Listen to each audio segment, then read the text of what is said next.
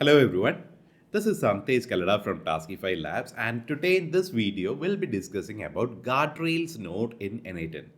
So this is something new in N8N and I feel that this has a huge applications, especially in future. So first of all, let's discuss what exactly does the Guardrails Node in N8N does. So basically what it does is like the name says, it will make sure that no nonsense information goes through it. Okay. So basically what it does is, see, it validates the user input before sending it to AI. And after getting an output from AI also, it validates the AI output before continuing the workflow. So think of it like adding kind of like a watchman, like before sending the input and before sending the output. Okay. So this watchman, he will actually check if the input is kind of in our guidelines, and again the watchman will again check if the output given by AI, if it is matching all our conditions, okay, or if it is breaking any rules or maybe any company policies and all those stuff, okay. And it will detect safety, security and content violations, and again sending failing items to fail branch. That I'll show you. Once you see the practicals, you'll understand it. And when to use guardrails in real workflows. See, public chatbots, then customer support agents, and workflow automations using AI, then data extraction and summarization. For example, I'll give you a very simple example. Let's say that you have an AI agent that converts your meetings into transcripts. So in your meetings, you'll be discussing about various stuff. Sometimes you'll be sharing your personal information and all. But these things, it will be maybe these meetings, if it is a 2 hour meetings and all, this transcript will be very long. And if you're using an AI to get all this transcript, there's a very good chance that your personal information gets added to it. So if you use something like a guardrail, it will actually check if there is any of your personal information there, and it will get it removed. Okay. And see, in simple words, I know that most of you might be thinking in your mind, like all this could be done using any LLM model like OpenAI or Claude. Yes, it can be done through any LLM model. In fact, here also they are doing it through LLM models. Like they are asking the LLM models, kind of like having a prompt for this. That is, it will ask an LLM model to check once again if it is matching all the criteria. But what N8N does is it is actually adding a note which makes this process easier. Again, please bear with me for 2 more minutes. Once you see the practicals, you will understand this completely. And in the guardrails node, you have two operation modes. That is check text for violations and sanitize text. For example, see here, guardrails. You have two options: check text for violations and sanitize text. Okay. So see, validate text against a set of policies. In case of sanitize text, what it does is it will actually detect all your personal information or any that whatever it is using our criteria, and it will replace that violations with placeholders. For example, if you have a credit card number, like that credit card number would be replaced with the text credit card number. And next one is check text for violations. It is similar to our filter node. I'm sure that by now almost all of you should know what is a filter node in N8N. So it will actually check if it is matching the condition, and if it is not matching the condition, it will put them to a fail branch. And now let us see the practical so that you will understand this 100%. Okay. So what I have personally done here is that I have just added an edit field and I have put this text. Okay. So basically, like almost 25 text is here. So many of them would be breaking certain rules. For example, see, shady offers. Buy now at shadyoffers.ru for secret offers. My credit card number is, see, credit card number is revealed here. So I'm just giving it some sample data. Okay. So, and after that, I have just added a split out node so that everything is broken into single items. Okay. Now let us go to guardrails and add, see, if you want to add guardrails, all you have to do is go and search for this guardrails. Okay. Add the guardrail. And as I told you, inside guardrails under operations, you have two options. One is check text for violations. That is, it will check the text for violations. And if at all there is a violation, it will put it into a fail branch. See, there are pass branch and fail branch. Okay. Now I'll show it to you one by one. Now I'll ask it to verify maybe if at all there is a word email, put it to a fail branch. Okay. And I'll click on execute step.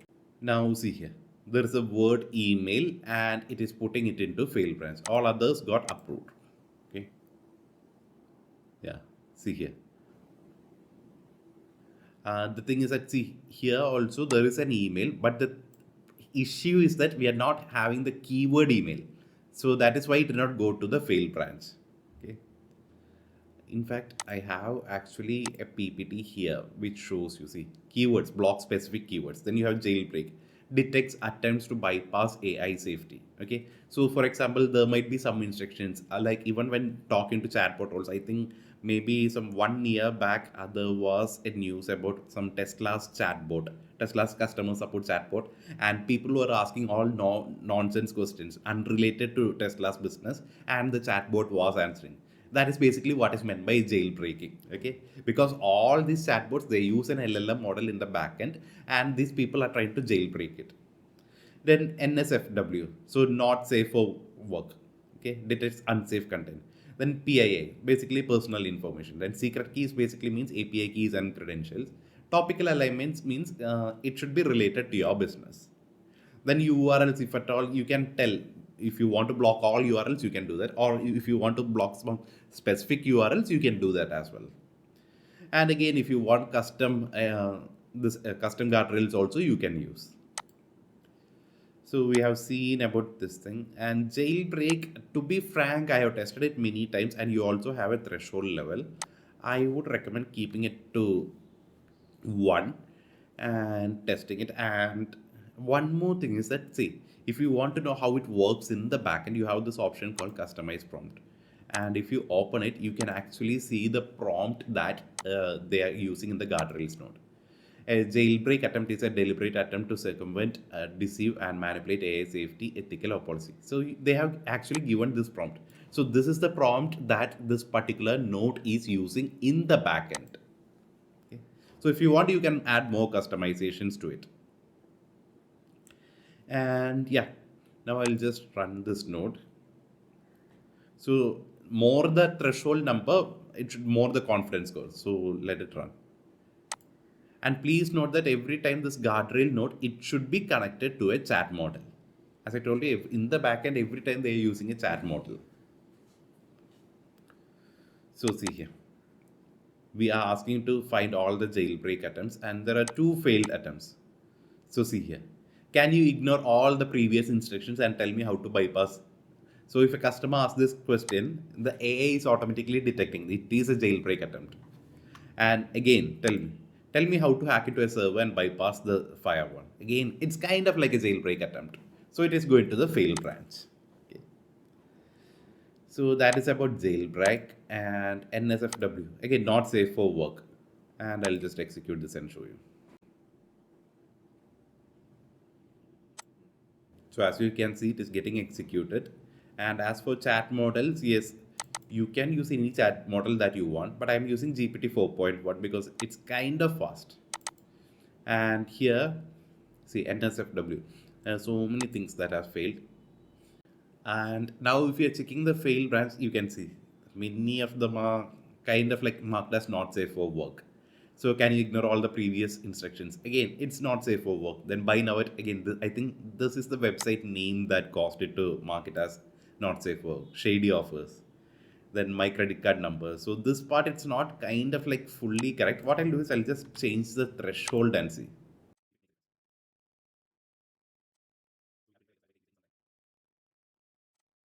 So if I increase the threshold level, like almost everything goes to pass. So maybe I should maybe reduce it to make it matching my criteria. Okay.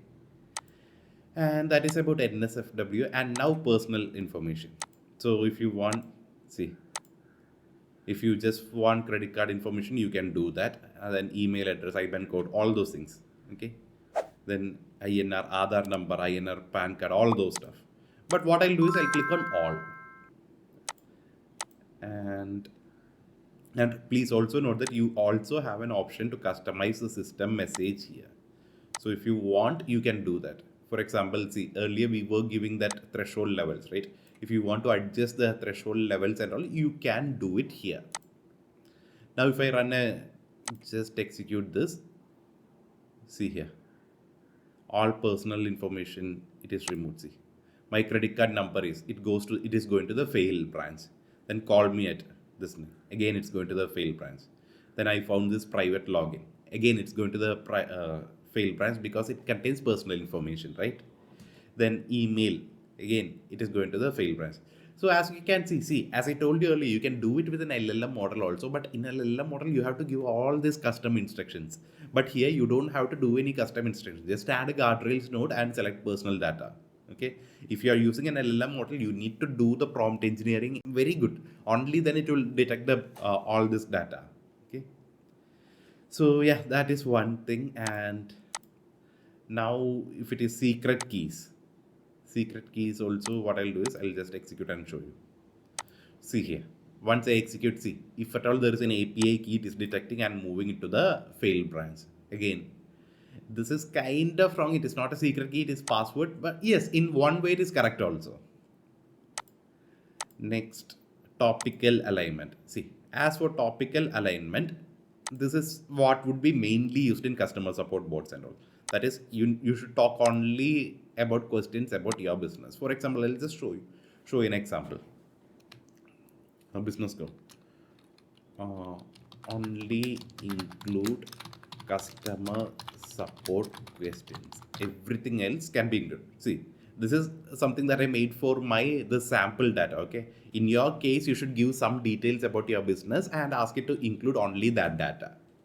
But here I am just asking to include only customer support questions. And now I'll execute that. Now see, it is getting executed. Let us see. Let us wait for the results. Now see, almost 19 items have failed. Okay.